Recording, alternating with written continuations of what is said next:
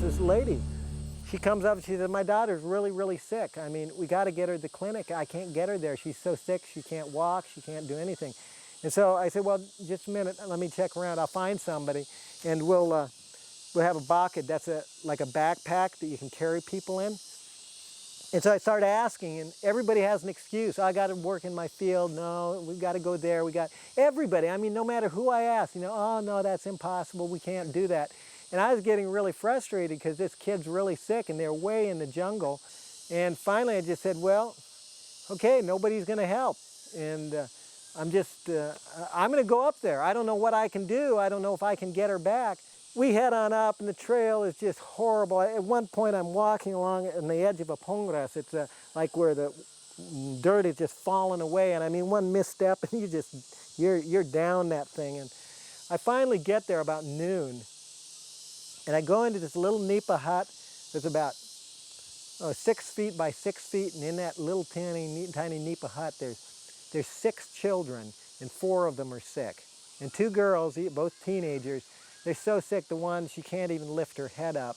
I got the bucket and I said, okay, well, let's get the girl into it. I hope she lives until we get to the clinic.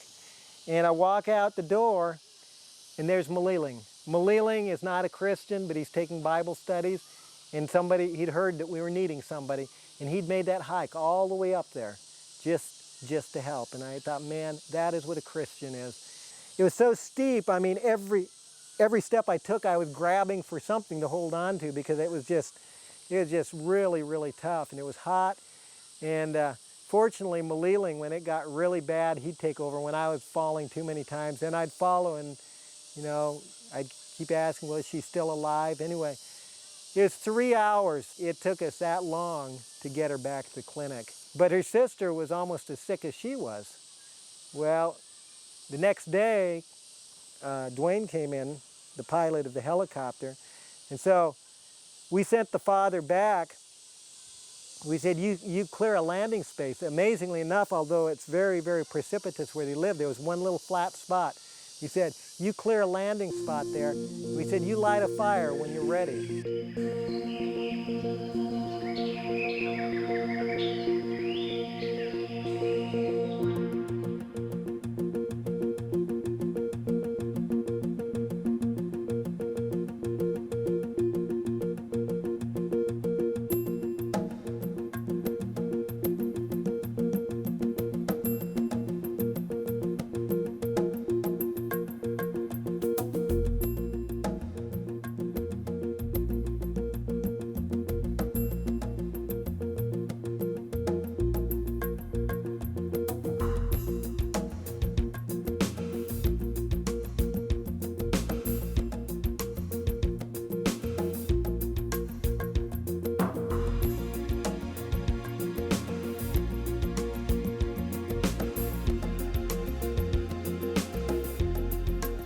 So we called up Dwayne, and he got in the helicopter.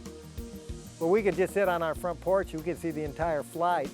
And I mean, maybe 1 minute, 1.5 minutes, he was there. He landed, picked up the girl. Another 1.5 minutes, he was back here with her. And then they appraised both of them to see what condition they were. Later in the day, they flew both of them out to the lowland hospital because they were so sick. Turns out that Milka had measles, malaria, and pneumonia. And Tika, she had 3 different diseases too. Anyway, they were in pretty bad shape, but a few days later I was down there to visit them, and I walk into the hospital, and of course they're really, really shy, especially down there, really shy.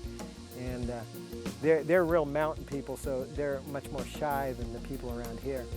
And I was talking with her mom, and Milka wouldn't look at me, but toward the end she looked up at me and she smiled.